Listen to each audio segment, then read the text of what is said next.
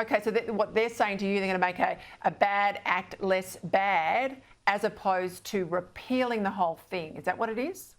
Peter, you've nailed it in one. The minister simply said, we're prepared to change this and change that. And I said, well, we're not backing off, not for 1 second, until the Act is actually seriously changed through Parliament, not through regulation, but through Parliament. The pressure will not come off.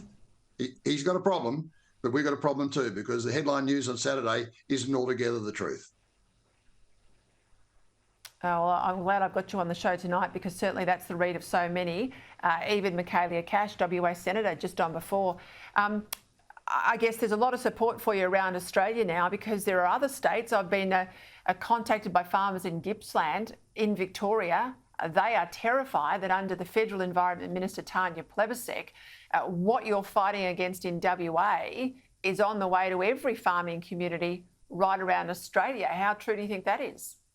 Oh, Peter, you're on the money. Absolutely. You know, there's a movement out there within government to curtail so many of our freedoms. And I'm absolutely certain that if they get away with it in WA, it'll be visited upon everybody else. The one thing I am certain of is that the Cook government over here must be copping a huge amount of pressure from their federal counterparts, because the impact on the voice of this particular legislation is now really starting to mount. And I'd say to anyone, don't you think they're separate items? They are not.